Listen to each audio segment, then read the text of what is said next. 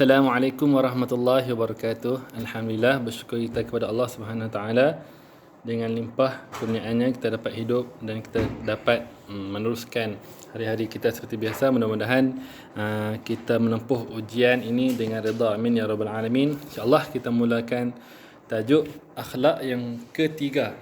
Yang ketiga sama dia? Yang ketiga, adab berjalan. InsyaAllah dalam tajuk adab berjalan ni kita akan dapat menyebut pengertian berjalan, menyenaraikan adab ketika berjalan, membaca doa ketika memulakan perjalanan, dan seterusnya menyenaraikan fadilat, mengamalkan adab ketika berjalan. Alhamdulillah. Ustaz harap bila kita tengok di akhir pembelajaran murid dapat apa tu, Ustaz tahu kamu dah faham dah adab-adab ketika berjalan, kan? Menyenaraikan apa adab ketika berjalan, doa ketika memulakan perjalanan. Ustaz harap ada yang dah hafal. Dan memang dah jadi amalan dia setiap hari ketika dia nak mulakan perjalanan. Okey. Itu sedikit sebanyak pengenalan untuk tajuk adab berjalan. InsyaAllah kita teruskan dengan poin yang pertama, menyebut pengertian ketika berjalan.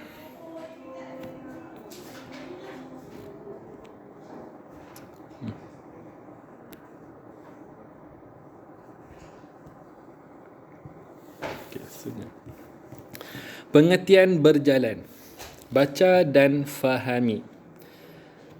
Pengertian berjalan ialah pergerakan fizikal dari suatu tempat ke tempat yang lain, sama ada di darat, di laut dan di udara. Okey. Kita baca sama-sama. Berjalan ialah pergerakan fizikal. Pergerakan fizikal tu apa dia? Fizikal tu dengan menggunakan tubuh badan kita, dengan menggunakan kaki. Kalau orang yang tak ada kaki, dia jalan dengan apa? Dia jalan dengan tongkat. Kalau tak ada tongkat, kursi roda, wheelchair, macam-macam. Okey. Pergerakan fizikal dari suatu tempat ke tempat yang lain dengan menggunakan apa? Dengan menggunakan kereta, dengan menggunakan motor, dengan menggunakan apa lagi? Kapal terbang, kapal laut, feri, semualah. Okey. Benda yang alat yang kita gunakan untuk bergerak. Sama ada di darat. Di darat kita guna apa? Nak bergerak ke satu tempat kita guna apa? Kita guna motor Vario. Kita guna motor NVX, kita guna motor Yamaha, kita guna motor MT-09 ayah kamu, macam-macam. Itu yang motor. Kalau kereta kita guna BMW, kita guna Pro 2, kita guna Proton, macam-macam. Itu di darat. Okey. Di laut kita nak bergerak, kita nak menyelam ke dalam laut, kita menggunakan apa? Menggunakan baju selam, betul tak? Menggunakan kapal selam, menggunakan bot, menggunakan sampan, menggunakan perahu. Benda-benda tu. Menggunakan kayak. Siapa pernah pergi berkayak? Esok insya-Allah habisnya PKP kita buat lawatan sambil belajar di Pulau Tioman berkayak. Baik. InsyaAllah. Dan di udara. Pergerakan yang ketiga, kita bergerak di udara. Di udara menggunakan apa? Menggunakan apa? Menggunakan kapal terbang. Lagi helikopter. Lagi apa dah lagi? Wau bulan. Ada wau bulan, pandai-pandai yang menggunakan wau bulan. Pergerakan di udara kita menggunakan alat untuk terbang. Seperti apa yang kita dapat tahu, yang famous sekarang ni, Air Asia. Murah perjalanan tu. Satu tempat ke satu tempat kita boleh bergerak. Okey, ingat. Pergerakan fizikal daripada satu tempat ke tempat lain, sama ada di darat yang pertama, di laut yang kedua, dan di udara. Di udara. Tiga tu. Tiga tempat ke tempat lain. Okey, tiga tempat tu. Di darat, di laut dan di udara. Itu pengertian berjalan. Okey. Kita masuk yang kedua. Poin yang kedua, adab ketika berjalan. Baca dan fahami. Adab ketika berjalan. Tata cara kita ingin berjalan. Okey. Yang pertama, zoom sikit. Betul. Yang pertama, meminta izin daripada ibu bapa apabila hendak keluar ke rumah. Kita baru darjah 4, umur baru 10 tahun, kena minta izin nak pergi mana-mana pun supaya waris kita tahu keberadaan kita di satu tempat ke tempat yang lain. Sebab apa? Kita masih bawah umur lagi. Jadi apa-apa nanti susah. Apa-apa pun kena minta izin. Ataupun nak keluar pergi mana-mana, pergilah dengan orang yang kamu kenal. Apa? Abang dan kakak kamu. Okey, itu yang pertama. Yang kedua, menutup aurat. Semua dah maklum, aurat lelaki dekat mana, aurat perempuan dekat mana. Aurat lelaki daripada daripada atas pusat sehingga bawah lutut, itu sahaja aurat lelaki. Tapi nak ke lelaki semua, anak-anak murid Ustaz Nudi, Ustazah semua keluar pergi hero market pakai seluar pendek saja. Dah lah kepala lutut tu hitam. Memanglah dia tutup pusat, dia tutup lutut, tapi try lah pergi tengok. Kan? Pergi hero market pakai seluar pendek. Tayang bulu ketiak korang. Okey. Ingat, memanglah tutup aurat tu daripada pusat sampai ke lutut. Tetapi elok tak, beradab tak kita macam tu? Tidak beradab. Apalagi kita digelar orang yang Islam, orang agama. Jadi pakai serba elok, pakailah cukup syarat semua. Mudah-mudahan kita tergolong dalam orang-orang yang baik. Okey. Ingat, aurat perempuan semua kena tutup kecuali muka dan pergelangan tangan. Daripada pergelangan tangan ni hingga hujung jari, itu aurat perempuan. Okey, faham? Ustaz, tutup aurat tapi ketat. Itu macam mana? Itu bukan tutup aurat, itu balut aurat. Tahu tak? Kita balut buku macam mana? Adakah kita nak balut buku dengan longgar-longgar? Kita mesti balut dengan ketat, betul tak? Balut dengan bagi sama betul-betul dengan buku tu, gunting pun sama-sama, bucu-bucu. Itu namanya balut, bukannya menutup. Kena faham ya? Maksud perkataan menutup dan balut. Kalau balut tu dia rapat betul-betul, nampak sekujur tubuh badan kamu macam tu. Itu namanya balut, bukan menutup.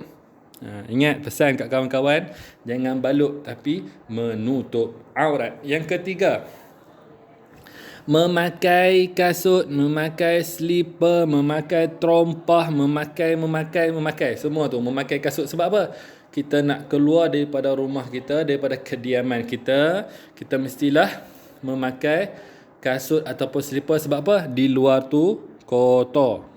Ingat, adab dia tu, memakai kasut. Sebab apa? Kita nak keluar daripada tempat yang bersih ke tempat yang kotor, mestilah memakai kasut atau slipper. Sebab apa? Menjaga kaki daripada mendapat benda-benda yang memudaratkan kesihatan. Itu adab yang ketiga. Yang keempat, niat dan berjalan dengan tujuan yang baik. Yang keempat, mesti niat dan berjalan dengan tujuan yang baik. Niat kerana siapa? Kerana nak pergi jumpa awek. Nama nak pergi jumpa Pak Wer. Itu bukan niat yang baik. Okey, niat dan berjalan dengan tujuan yang baik ialah niat kerana Allah. Nak buat pekerjaan tu kerana Allah. Dan berjalan dengan tujuan yang baik. Bukan kita, ingat, jangan salah faham, sahaja aku keluar berjalan untuk menuju kedai nombor ekor, itu memang dah betul-betul salah. Kedai nombor ekor tu pun salah dah, tempat berjudi, tempat maksiat tu salah dah.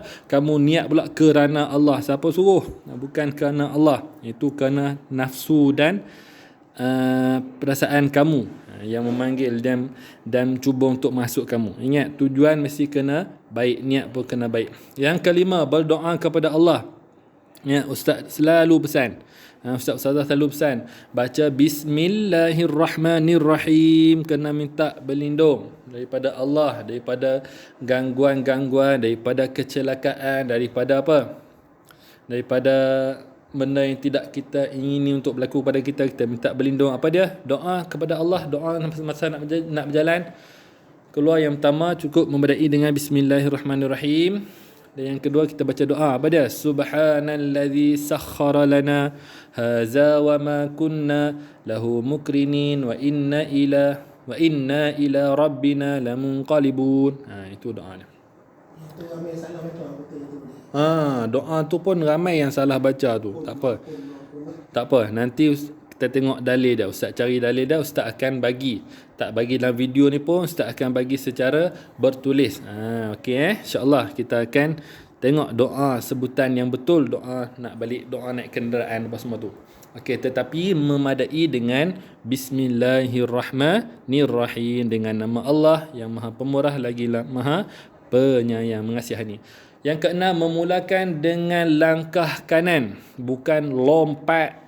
Dia buat lompat toing tu pula tersungkur, habis hidung-hidung tu patah. Okey, memulakan dengan langkah kanan. Baik, memulakan dengan langkah kanan tu dengan kaki kanan. 7, berhati-hati semasa berjalan dan mengikut peraturan. Berhati-hati semasa berjalan dan mengikut peraturan. Mata tu jangan melenggak sangat ke atas. Tengok sama bumi tu ada siput, ada kucing, ada semut, ada tunggul, ada tin yang tajam, benda-benda yang membahayakan. Tengok sama di bawah tu, di bumi tu, tengok ada apa. Barulah kita akan berhati-hati dan mengikut peraturan. Betul tak? Mengikut peraturan tu macam mana? Contoh, di jalan ada lampu isyarat. Kuning tandanya perlahankan kenderaan anda. Merah tandanya berhenti. Hijau tandanya jalan.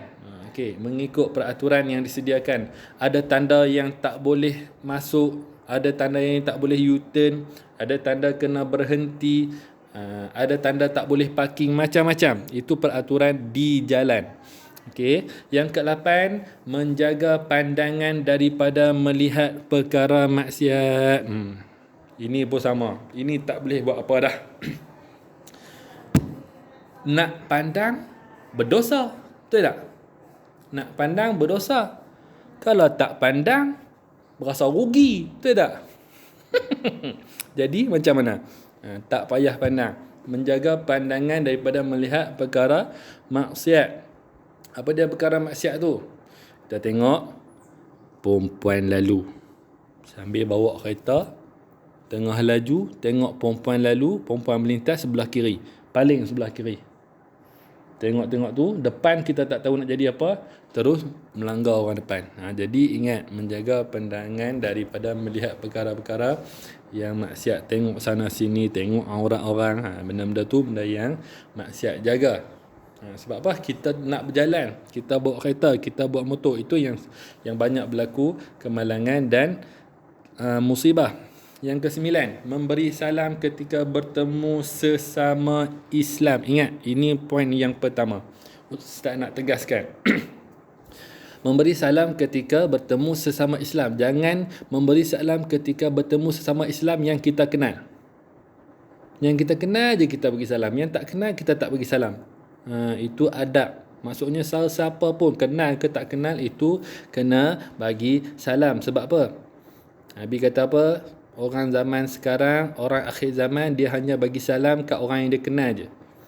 Itu tanda akhir zaman. Kalau kamu tak nak bagi akhir zaman tu dekat, banyaklah salam kepada orang yang kamu tak kenal, tapi sesama Islam. Pergi je salam. Tak kira. Ini jumpa kawan dia bagi salam. Jumpa ustaz dekat mana-mana, jumpa ustazah dekat mana-mana pun lari, tak bagi salam. Ustaz pun kena memulakan bagi salam. Dia tak bagi salam dekat ustaz dan ustazah.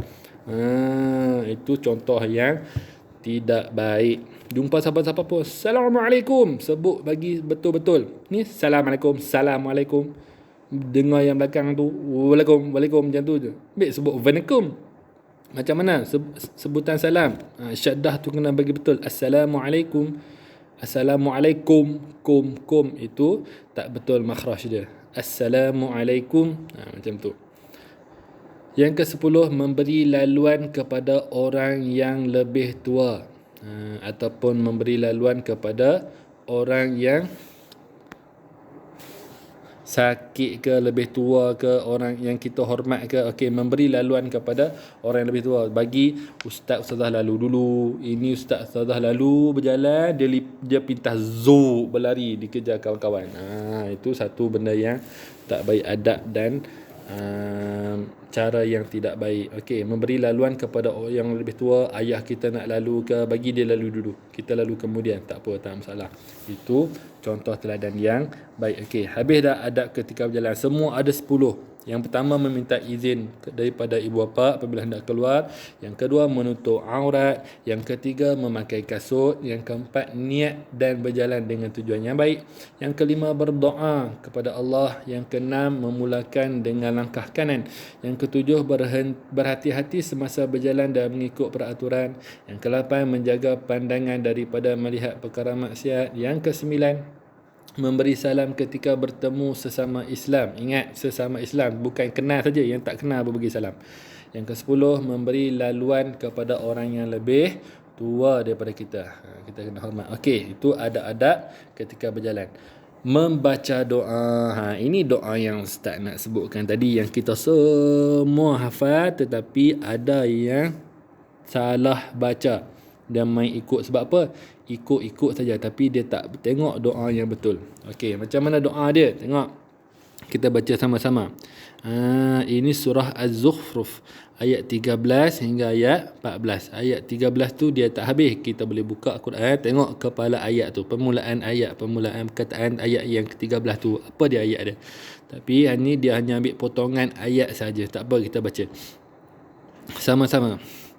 A'udzu billahi minasy syaithanir rajim. Subhanalladzi sakhkhara lana. Subhanalladzi, zal bukan dengan zai. Subhanalladzi sakhkhara lana hadza wa ma kunna, na tu dua harakat. Ni tak baca dua harakat, terus je. Wa ma kunna lahu, kunna lahu, kunna lahu. Tengok dekat kunna tu, selepas daripada huruf nun ada huruf alif, itu dia panggil apa? Ma'as li, kena dengung. Sebab dia apa dia? Wajibal gunnah. Wa ma kunna lahu muqrinin. Wa inna, kena panjang. Wa inna, memadai, cukup dua harakat. Wa inna ila rabbina lamunqalibun. Tapi dalam baca Quran, wa inna tu apa dia? Mat apa? Mat jaiz munfasil. Mat jaiz munfasil ada riwayat kata boleh baca dengan 2, 4, 5 dan 6. Okey, kalau kita nak baca doa memadai dengan 2 harakat, nak ikut tajwid pun tak apa, baca dengan 4 harakat, 5 harakat boleh, 6 harakat boleh. Wa inna, kawan dah habis baca dah, dia tak habis baca, punya berlagu. Okey, kita baca sama-sama sekali lagi. A'udzubillahi minasyaitanirrajim. Subhanalladzi sakhkhara lana hadza wa ma kunna lahu muqrinin wa inna ila rabbina lamunqalibun. Maksud dia apa dia? Maha suci Tuhan yang memudahkan kenderaan ini untuk kami, sedang kami sebelum ini tidak terdaya menguasainya, dan sesungguhnya kepada Tuhan kami akan kembali. Apa dia maksud ringkasan daripada ayat tu? Kita minta Allah jaga kenderaan kita, pemudahkan urusan untuk kita bergerak. Sebab apa? Kita mampu tak menjaga apa-apa musibah yang berlaku apabila kita naik kenderaan? Tak mampu. Hanya Allah saja yang mampu mengawal dan menjaga kita. Dan kita minta kepada Allah jaga diri kita dan jaga perjalanan kita. Sebab apa? Semuanya itu milik Allah. Kita akan kembali kepada Allah. Okey, itu maksud ayat doa yang kita selalu baca apabila selesai pembelajaran terakhir di sekolah. Betul tak? Amalkan doa tersebut untuk berjalanlah, tak kiralah naik kenderaan ke, naik berjalan kaki ke, naik motor ke, naik skuter ke, baca je doa tu. InsyaAllah, mudah-mudahan Allah jaga kita. Okey, muka surat 15. Fadilat. Fadilat mengamalkan adab ketika berjalan. Fadilat tu kelebihan. Fadilat tu kelebihan ataupun kebaikan kan. Fadilat mengamalkan adab ketika berjalan, kelebihan mengamalkan adab ketika berjalan, kebaikan mengamalkan adab ketika berjalan, boleh semua. Benda yang baik, kamu fikir benda yang baik, apa benda yang baik apabila kita mengamalkan adab ketika berjalan yang 10 tadi tu yang Ustaz baca. Kita mengamalkan adab ketika berjalan yang 10. Adab ketika berjalan yang 10 tadi, apa dia kelebihan, apa dia kebaikan, apa dia manfaat yang akan kita dapat apabila kita mengamalkan adab-adab yang 10 kita baca sama-sama tadi. Tengok yang pertama, apa dia? Selamat dalam perjalanan. Sebab apa? Betul tak? Sebab apa selamat dalam perjalanan? Sebab kita baca doa. Kita baca doa, kita mulakan dengan niat yang baik kerana Allah, Allah selamatkan kita dalam perjalanan. Itu yang pertama. Yang kedua, disukai rakan dan kenalan. Sebab apa disukai rakan dan kenalan, Ustaz? Sebab yang pertama tadi, kita jumpa siapa-siapa pun kita bagi salam. Dan yang dalam adab tadi pula, kita mestilah memandang, tengok sekitar, tengok bawah, tengok orang, tengok semua yang kita jumpa tu kita senyum. Orang suka kita. Ini dah lah pandang ke atas bila jalan, jumpa orang tak tegur. Macam tu. Tapi padahal kita kenal, buat tak tegur, buat tak tahu sebab apa, kita tengok lain, tengok langit semua, tak tengok apa sekitar kita. Ingat benda tu yang tak baik. Jadi kalau kita amalkan, bagi salam, jumpa siapa-siapa pun bagi salam, tengok sekeliling, senyum, itu termasuk kita disukai rakan dan kenalan-kenalan kita. Sebab tu kita ramai kawan. Yang ketiga, dihormati oleh orang lain. Orang akan hormat kita. Sebab apa? Sebab apa orang akan hormat kita? Orang tu maksudnya ahli keluarga kita, rakan-rakan kita. Sebab apa? Kita memberi laluan kepada yang lebih tua, kita hormat, kita beradab ketika berjalan, orang akan hormat kita. Orang akan tengok akhlak kita. Jadi kita dihormati oleh orang lain. Yang keempat, dilindungi Allah Subhanahu Wa Taala daripada bahaya. Sebab apa kita baca doa tadi, supaya Allah menjaga kenderaan dan perjalanan kita daripada kita mula berjalan, kita mula keluar daripada rumah, sehinggalah kita balik semula ke rumah. Doa kita minta Allah lindung kita daripada bahaya. Yang kelima, maruah diri terjaga. Sebab apa? Cuba beritahu Ustaz, sebab apa fadilat mengamalkan adab ketika berjalan tu? Yang kelima, maruah diri dia terjaga. Sebab apa? Tak ada kena mengena ke? Ada kena mengena. Ada. Sebab apa maruah diri kita terjaga bila kita mengamalkan adab ketika berjalan? Itu kebaikan yang kelima. Sebab apa? Kita menutup aurat. Ingat adab tadi tu. Menutup aurat. Menutup aurat, menjaga pandangan. Kita tak pakai ketat, kita tak pakai singkat. Itulah maruah kita. Cuba kita pakai ketat-ketat. Perempuan, cuba kamu pakai ketat-ketat. Orang tengok kamu, bila orang kata kat kamu, mula kamu tahan, tengok apa? Padahal dia yang pakai pakaian yang tak menutup aurat. Dia yang pakai pakaian yang tak cukup. Dia yang pakai pakaian yang singkat, nampak perut, nampak besar. Jadi maruah diri dia yang apa? Yang tak jaga maruah diri dia. Jadi Allah buka aib dia. Jadi di sini kenalah kita jaga aurat, kita tutup aurat, kita jaga penampilan kita supaya maruah diri kita terjaga. Yang keenam, mendapat pahala. Itu yang kita nak. Kita mendapat pahala, kita nak mendapat syurga apabila kita menjaga 10 adab yang kita sebut tadi, awal tadi. Last sekali Allah akan memberi pahala dan kebaikan. Itu kebaikan ataupun sebut manfaat ataupun sebut kelebihan ataupun sebut fadilat apabila kita mengamalkan adab yang 10 tadi. Okey, faham? Okey, muka surat yang seterusnya. Ustaz punya skrin ni jap. Muka surat seterusnya.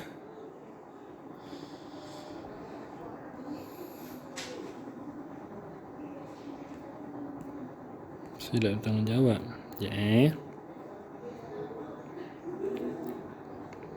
Okey, muka surat seterusnya, aktiviti. Murid dalam kumpulan masing-masing menyenaraikan fadilat. Ya, ada berapa tadi fadilat? Ada berapa tadi kelebihan? Ada 6.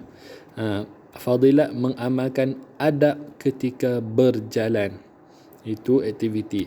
Dan yang kedua, murid menghafaz doa dengan betul. Ingat, jangan salah baca. Jangan salah sebut. Macam mana doa tadi? Subhanallazi sakhkhara lana hadza Wa ma kunna, kena panjang situ 2 harakat. Wa ma kunna lahu mukrinin. Wa inna, itu kena panjang juga. Wa inna ila rabbina lamunqalibun. Itu doa keluar ketika berjalan. Tahukah anda jauh perjalanan, luas pandangan. Jauh perjalanan, luas pandangan. Sebab apa? Kita melihat sekitar, kita jumpa kawan kita, kita menyambung silaturahim dengan kawan kita. Itu maksud dia. Luas pandangan, luas pemikiran kita, luas, dapatlah kita kenalan-kenalan yang baik. Amalkan, sayangilah diri dan keluarga kita.